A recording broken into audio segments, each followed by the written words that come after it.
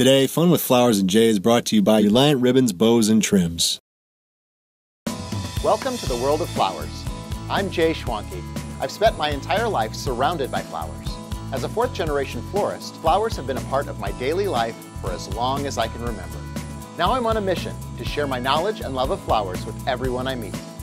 Growing, picking, arranging, designing, and sharing. It's all fascinating to me because I love flowers. Anything flowers and everything flowers. Welcome to Fun with Flowers and Jay.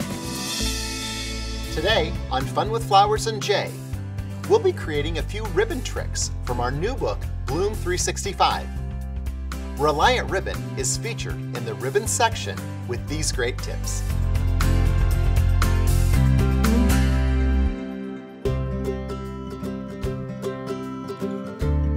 Here's an easy way to add ribbon to your flower arrangement. I'm using a polyester ribbon, so always make sure you check for that. This works best with polyester because polyester won't soak up water. If we used a cotton ribbon, that might cause problems because the water would saturate into it. But with our polyester ribbon, we can just run a length off, and then we'll use a stick, and we'll poke it right down into the flower foam. We can loop it throughout our arrangement, use it to fill in between flowers,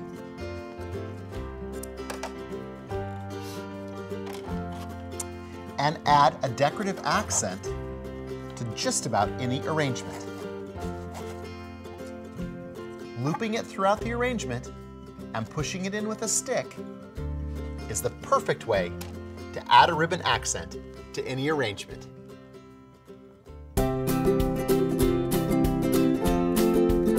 Ribbon is absolutely beautiful, but we can change the texture of it by ruffling it. I'll show you an easy technique. We take a length of wired edged ribbon. Inside the wired edge, there's a wire. So we can pull that wire out so we can see it. Both sides have a small wire inside. Take those wires out of one end and twist them together. That way they're stable.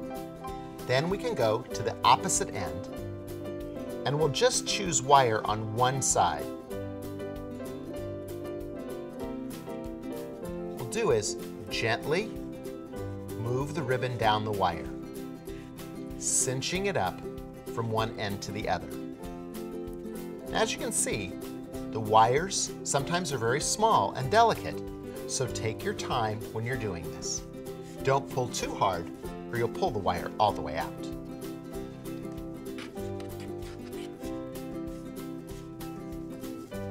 Just keep cinching it back.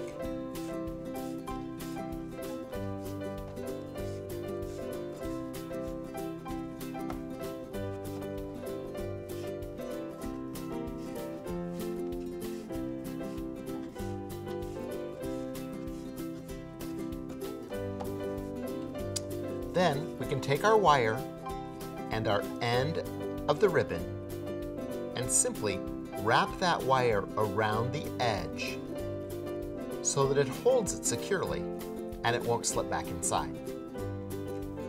You can trim off the excess wire. And now we have a great little ruffle that will add texture to a vase or in an arrangement. Ruffle it using your wired edged ribbon. You've seen gorgeous hats with big fabric roses on them. We call those a millinery rose. I'll show you how to make a millinery rose using a piece of wired edged ribbon. We'll run off about 1.5 yards, cut our ribbon, and inside there's a wire on each side. We'll grab those wires and twist them together. That's going to hold the wire stable on one end. We'll go to the opposite end and grab one of those wires and cinch up our ribbon.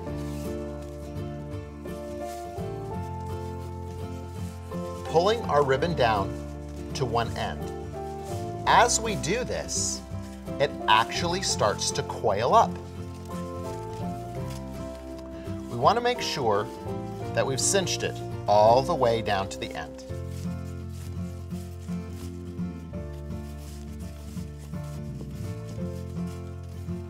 Look at how it starts to form little circles. This is where the Millinery Rose comes in. We'll grab the end where we attach the two wires together, and then we simply start to roll it around itself.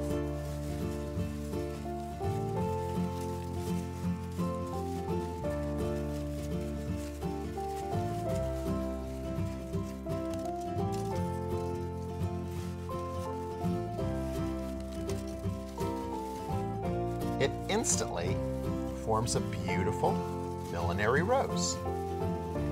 We'll bring the ends together and then use our excess wire to attach those ends so they won't come apart.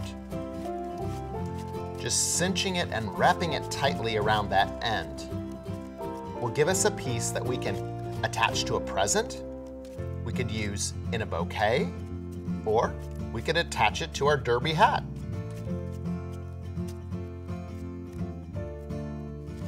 The wired edge will also help us shape the rose. Do you know why it's called a Millinery Rose? Because the people who created hats were called milliners. So the rose for your head was called a Millinery Rose. Use your head to create this beautiful rose.